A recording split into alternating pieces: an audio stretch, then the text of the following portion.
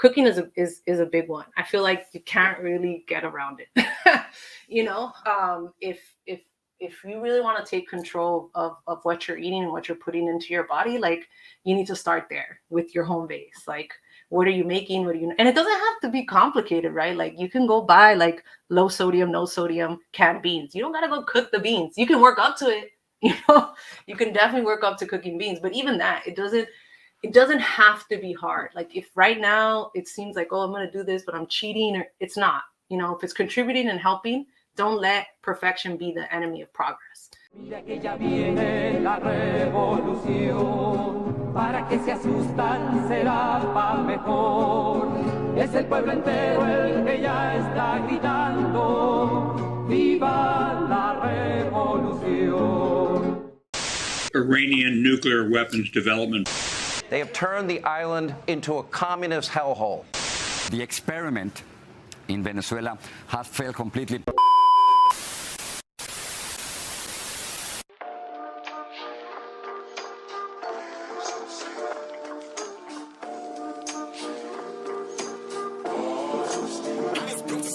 One of the things, Ofelia has been taking a nutrition class. She's been learning a lot, and she's been studying the chemistry and the specifics of nutrition and how to eat better and choices. And like I mentioned before, like she was able to lose a lot of weight and healthy.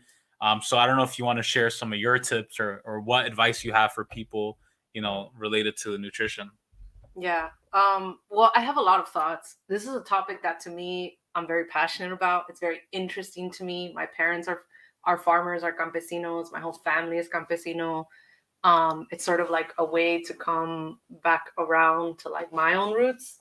And I'm very proud of that. I'm very proud to say that my whole family, they're all rural land workers, obviously who then ended up in East LA. But I think one of the things that's also important to mention is, that as Monisha mentioned, like things can become really tone deaf, especially when you're talking about food without recognizing centuries of imperialism and colonialism, and that a lot of countries are monocultures. And what do we mean by that? We mean that they only produce a few staple crops. And that's because they were literally like massive farms, for the Western world for a lot of their modern history. And so that means that even within a country like Cuba, for example, which was dedicated almost entirely to sugar and tobacco, you can't have a change that quickly overnight in terms of like their domestic agricultural production. And that is the case for a lot of Latin America and a lot of the third world, so there's like that layer to it as well, in terms of like how diverse can your diet really be if you cannot get it at an accessible price point. So there's that. Or like even when we lived in Ecuador, right, like they're producing tons of stuff, a lot of it either gets exported, or if you go into like a really bougie kind of bigger grocery store that normal day-to-day people on their wages like simply cannot afford. So they're stuck with very homogenous diets, which sometimes can even be healthier, right, than what wealthier people are eating. It just depends on how that looks.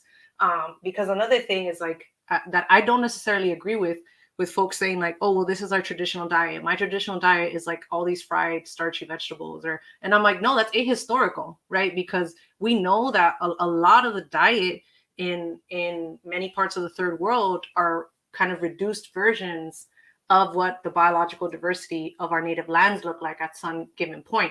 We just don't have access to that gastronomy. We don't have access to that history because it's literally been erased from the face of the earth, So I think knowing that and then pushing a little back against that of being like, no, it's problematic if you tell me not to eat this because this is I'm like, what are you talking about? Like, take 2 steps back and just be able to have a critical conversation about what a national food diet is and how the construction of that.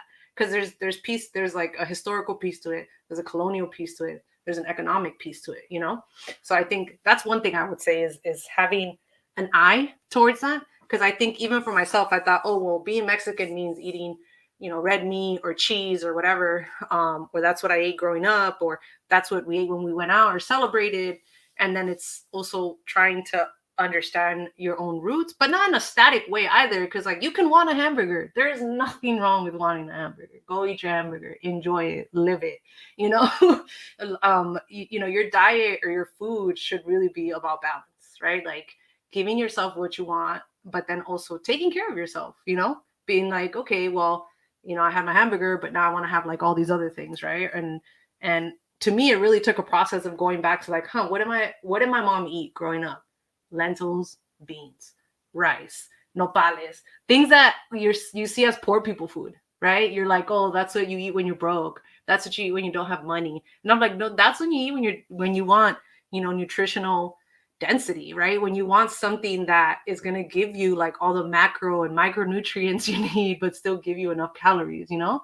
And you don't want to think about it in such a scientific way, but for some of us who have been so either overly emotionally attached to our eating or detached from our eating, it's important to know where you stand. So I think that's the first piece of advice I would give. Like, know where you stand. Like, okay, do I need to lose weight? Do I need to gain weight? Do I need to get more physically active, less physically active, right? Like, wherever you are, you need to have an honest assessment of where you are, because change is not going to happen if you're not able to assess where you're at.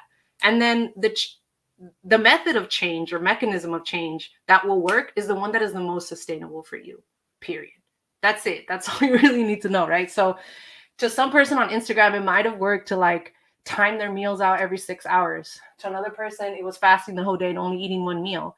You know, it's whatever works for you in small increments that you're going to be able to sustain over a period of time. And that's really, if you think about it, not just for your food, any goal you've set in your life, right? Like, you know, I'm sure, Monisha, you did not become like a psychologist overnight, right? Like, you know, Ramiro, you did not become a journalist overnight. Like, nothing we did that has value to us was immediate. And it's the same thing with our health. It's the same thing with food. It's the same thing with nutrition. It's small steps over time, knowing where you stand now, where you want to get in 3 months, where you want to get in 6 months, where you want to be in a year, where you want to be in 2 years. Me, I'm a writer. Like, when I see things on a piece of paper, they become real to me. So to me, I like to write things out. You know, Ramiro's more like he puts it in his Google Tasks or whatever. Like, he's more digital than I am. But, you know, whatever works for you that keeps you accountable, I think that's principle. And your motive, your why, your big reason why. To me, I was having a lot of health issues. I'll just be honest. Like, I was having a lot of pain. I was like having like back issues, digestive issues. I had chronic heartburn. I had, you know, gastroesophageal reflux. Like, I would literally like have to sleep sometimes sitting up because I would have so much acid reflux in college because of like my stress and how I was eating. And eventually I was like, yeah, I don't want to live like that. Like, I had to sit there and really be honest with myself and be like, why is this happening? And what can I do? What's in my hands? Right. And it took me 10 years, you know. It wasn't also something that, you know, happened overnight. But once the pandemic hit, I was like, I'm home more. I'm still working. So I really do have the time to put things in motion. So I think those are a few of the things that I would say like really made a marked difference for me. And another thing that I think is important is understanding like the cultural elements and the lies that, you know, the capitalist first world tells you, like what kinds of foods you should be eating based on your class status, right? I think that's something that, you know, eat what is good to you and what is nutritious to you and what is accessible to you. If that's like getting canned food at the dollar store, then that's canned food at the dollar store, right? Like figuring out like where you can start and starting there, and there's only room to grow and improve, right? And then also cooking. I think cooking is a big one. I feel like you can't really get around it.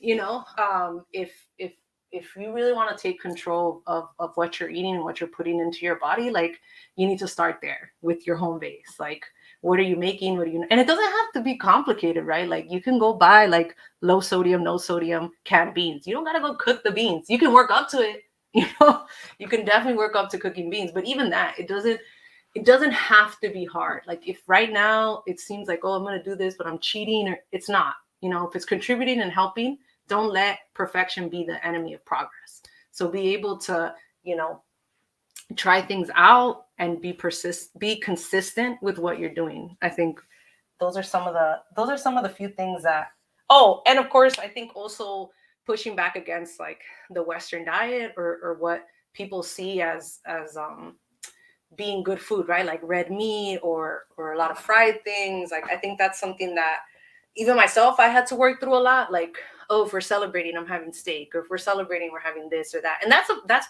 a preponderance across the world, right? It's not just like here, it's not just, you know, Western capitalist countries, whatever. Like even in China, like beef consumption is like really high, right? Or like, certain parts of Latin America, right? Like the US diet has become very mainstream, like beef, very mainstream, right? Like that is what like eating meat feels like. But there are other, protein sources that you can get. So it's thinking also about like what we've been taught or sold as convenience, and then thinking about how to work other things and rotate into our diet. And just like we prize biological diversity, and we understand that concept, I think a lot of leftists do, right? Like we need diversity. We need diversity in thought. We need diversity in our biological species. We even need diversity in how we move, right? Like you shouldn't be running every single day because you're only going to be using those muscles in that way. So you should be, doing stuff for mobility. You should be doing stuff for endurance. You should be doing stuff for flexibility, right?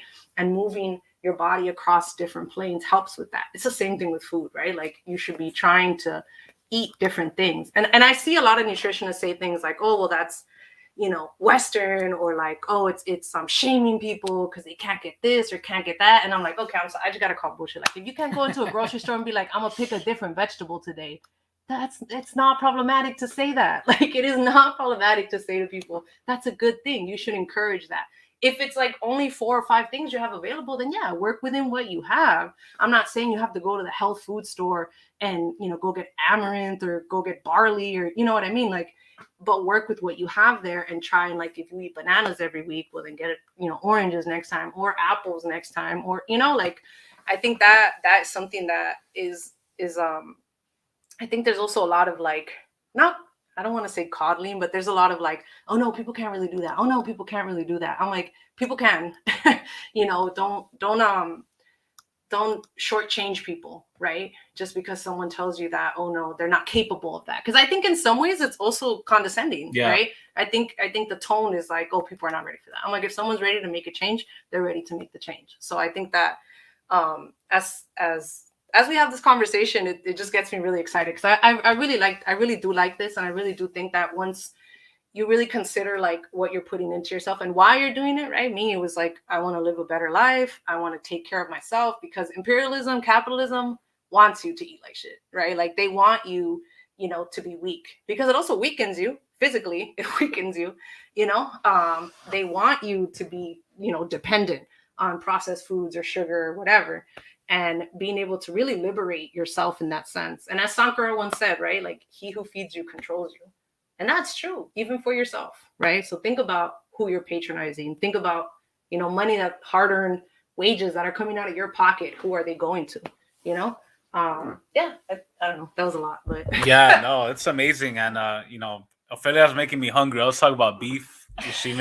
That's like my weakness. Every time we go out to eat, eat so much meat. I love meat, and my weakness, my crack is like meat and sweets, like ice cream. It's all good though, we all have. I'm trying to do as best I can. I try to limit it to a few days a week.